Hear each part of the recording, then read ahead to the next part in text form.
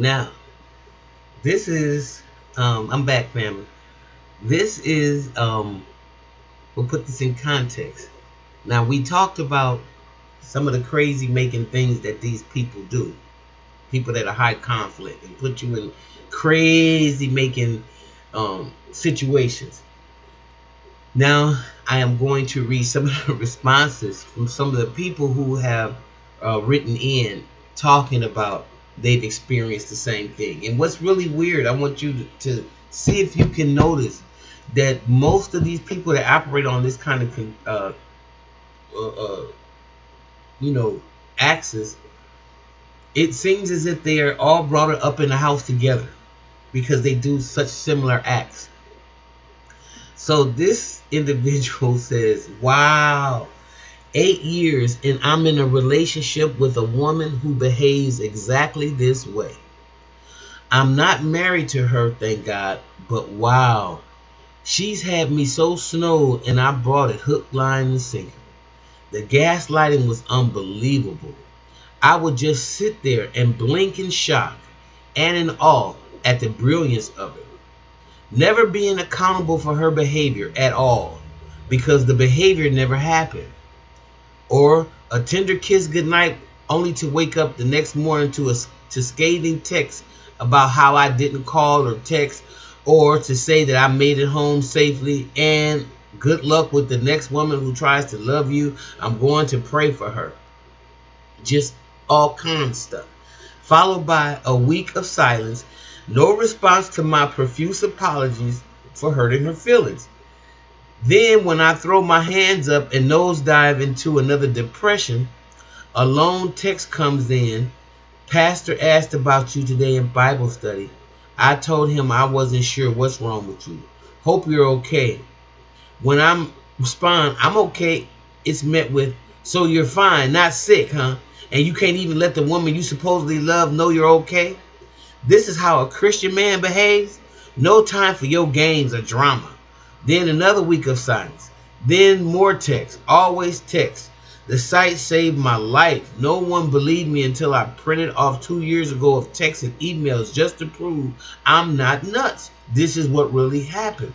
Last Sunday, she was unusually talkative on the text. Then snapped out at me on the blue, out of the blue, then quickly recovered. She never quickly recovers. Then a text telling me she has yard chores to do, so I won't hear much from her for a few hours. She'd been texting me all day in between chores. I smell a rat. So my teenage sons and I grabbed some ice cream cones and decided to drop by her place with ice cream. Surprise. Yes, I was absolutely checking out what my gut instinct was telling me. She's not outside doing no damn chores. The shades are drawn. It's broad daylight. She never does that. Wow. This is the type of behavior. The garage door is open about 2 feet. She never does that either. My 8-year-old who adores her and even puts on my cologne when we go to see her, shoots under the garage door and calls out, "Dad, did Miss Crazy get a new motorcycle? Who's she talking to?" Voices carry from the house to the garage. "Oh man, let's go home, boys. Looks like she has company." "But Dad, she texted said she was too busy to have company today. She said she was working on the yard." Oh God. We rolled up on the cheater. A couple of hours later, she texted me with honey this and sugar that. God's blessings and good night. 7 a.m. the next morning, she texted several paragraphs about a woman who posted that she thinks I'm hot on my Facebook page 3 years ago. A platonic friend who is marrying another friend of mine next week. Miss Crazy was invited to the wedding. She tells me that I hid the soon-to-be married friend from her. Hello, invited to the wedding, remember that. And that she is sick of my drama and games. This relationship is over. Good luck to you in all your future endeavors. Of course, the texts keep coming. The charm comes. Okay, 8 years, and what I write here is just a tiny fraction of the completely bizarre and irrational, exclusively my fault episodes. I've been beat down so much that I have anxiety attacks and depression that makes the world look dull and bleak. I can't live like this anymore. This site is validation that I'm not nuts, and this is all that I needed. The charm and oh so helpful, kindly thoughtful just saw a doghouse for sale on XYZ Street. You know you've been looking for the text. Keep on rolling in. Only this time, for the love of God, I'm done.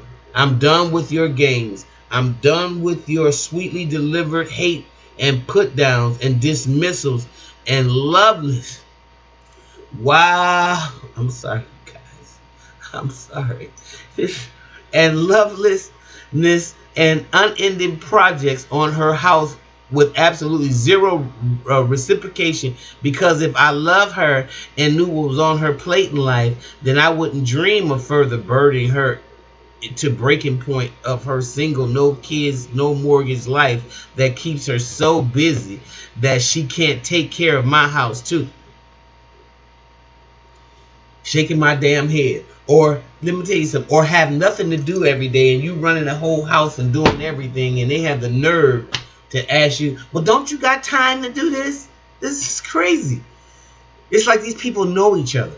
This time I said, get my property assembled for pickup.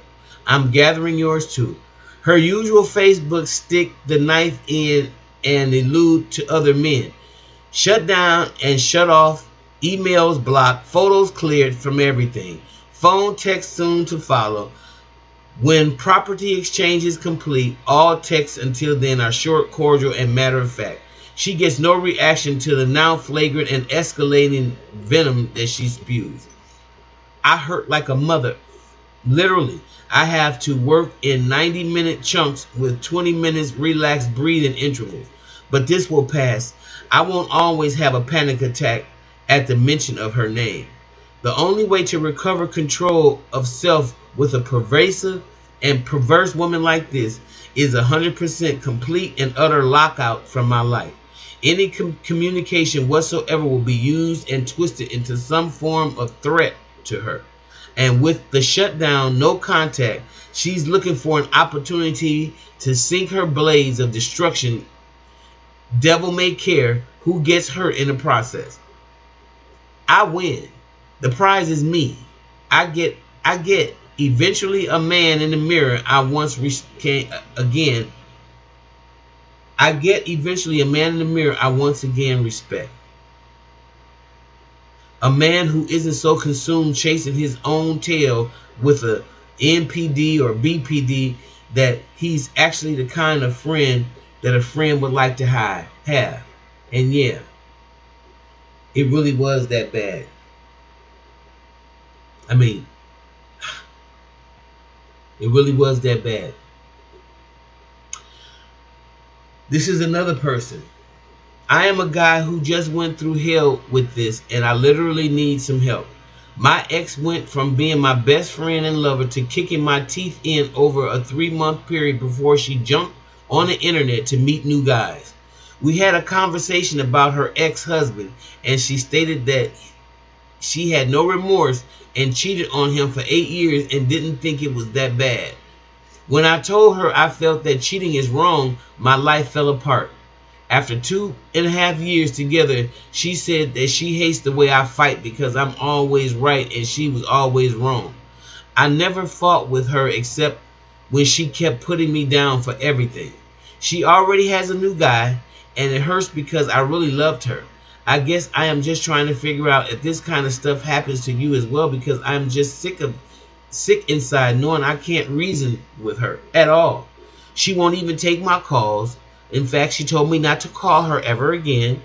I just can't believe that she was so wonderful. And then she said, as a matter of fact, all you saw was the good, and now you seeing some of the bad. It's very scary knowing I shared my bed with someone who can be so mean and brutal and cruel. I wish we never had the conversation. But thanks for listening. Any suggestions on how to move on? Because that would be thankful. For that, I would be thankful. This is crazy. Last one I'm going to read. Wow, everything that has been said on here fits my best friend's ex to a T. When he told her she needed to get a job because they were not exactly financially stable, she told him, "No man I'm with will ever make me work." She had him believing he was crazy. She is keeping his child from him because she says we are on drugs with evidence. She tried to put a protective order against me, stating I was stalking her when I don't even know what she drives and never go near her home. She had a job for a few months and then got pregnant, married the man, and quit. She made up a MySpace in his name, even hacked into his actual MySpace and printed out emails that he and I supposedly wrote. Every month his child has some kind of illness or another. I'm scared for his son, and I hope we are able to expose the person she truly is in court and get full custody with no visitation. I am a mother to a 5-year-old, and never in my life have I ever acted this way towards my ex-husband. He has every right to see his child, and he knows I take care of our son to the best of my ability. I am a CNA and an EMT and never could imagine not working, especially the way the economy is now. Do you have any advice to fight this psycho woman? Sure do. You and your ex are going to have to, your fiance or whatever, are going to have to work as a team.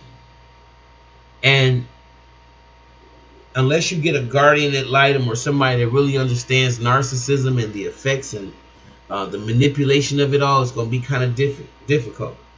But as long as you see your partner standing up for your relationship the way he should, because a lot of times these people try to run people totally off the block and try to manipulate in a devastating type of way. But if you have support and you believe that the support is genuine from your mate, and your mate is not allowing the disrespect and to continue to be married to a person that he's divorced from, obviously, as long as he's following those steps, then I think you guys will be okay. But again, I'm not an expert. I'm just saying what works for me. So I thought I'd share those texts with you guys because I think it's important when you're combating bad behavior. Okay? So with that being said, I'm gonna go, and I'll see you a little later on the next video. If you like what you hear, please like, subscribe, and share, and leave me your comments. Please tell me your experiences with the nut case. Some people want to get proper. I'm like Chris Rock. Whatever happened to just plain crazy? Because all of us is a little crazy. We can attest to that. Some more than others, and some more than most.